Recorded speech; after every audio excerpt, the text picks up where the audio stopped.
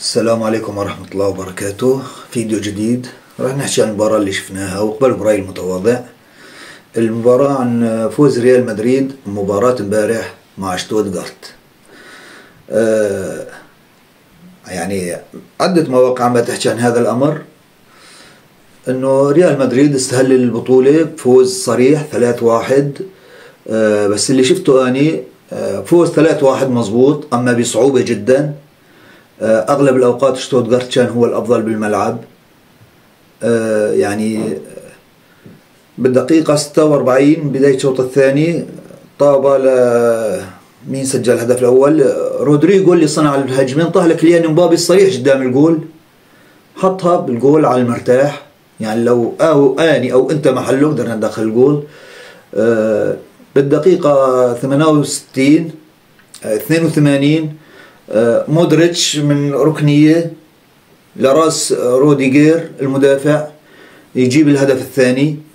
وبالأخير أندريك البرازيلي، هذا الطفل يعني هذا أحسن شيء بالمباراة اللي سواه، ما حد قدر يسويه. يعني أداء ريال مدريد أداء غير مقنع، فوز بصعوبة، صافرات استهجان من الجماهير، الوسط شبه غائب.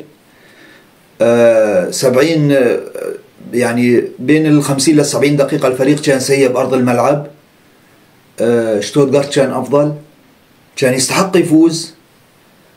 شتوتغارت قدم مباراة بسانتياغو برنابيو ميكا رائعة، أما ريال مدريد فكان سيء لدرجة. دليل هذا الشيء اني كورتوا خذ جائزة افضل لاعب. يعني لو انه كورتوا عنده ضعف شوي ريال مدريد ما يقدر يفوز. يعني تجي كارلو انشيلوتي يقول لك المهم تفوز. طيب المهم تفوز، انت لعبت 3 مباريات بالسانتياغو برنابيو، مرتين صارت الجماهير تعطيك صافرات استهجان، اداء غير مقنع، مستوى متدني. يعني انت واني والكل كنا نتخيل لما كانوا يقولوا كيليان امبابي وقع على ريال مدريد، تخيلنا انه يرجع عصر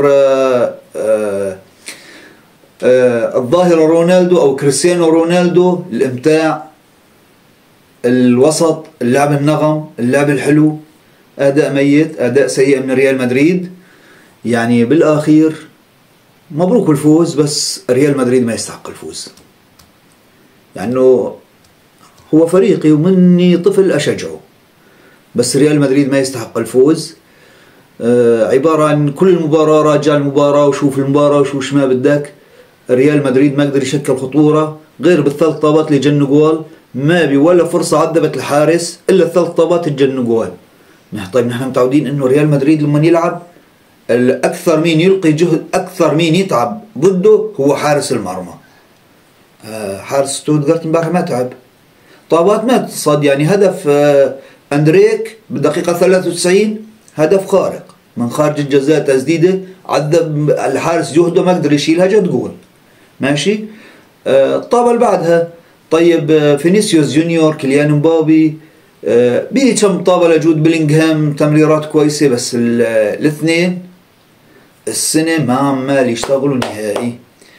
كارلو انشيلوتي على ما يبدو انه ريال مدريد صار اكبر منه، هو همه يفوز والجماهير همها تستمتع. عرفت علي شلون؟ فأداء ريال مدريد كان سيء. أنا برأيي لو إنه الفريق طالع متعادل أو خسران 1-0 ولعبان مثل ما أعرفه، أفضل من فوزه بهي الطريقة. ريال مدريد امبارح لعب مباراة سيئة لدرجة، تحية لشتوتغارت ترفع له القبعة. سوى خطورة، عذب كورتوا. كورتوا يعني لحد ما شال طابات خذ جائزة أفضل لاعب بالمباراة امبارح. يعني كورتوا امبارح كان نجم اللقاء بكل معنى الكلمة. كيليان امبابي 0، فينيسيوس جونيور 0، جود بيلينغهام مستوى 5%. فالفيردي لعب كم طابة حلوة يعني. ومباراة ما أمتعتني يعني نهائيا، مع أنه الفريق فاز، بس المباراة ما استمتعت بيها.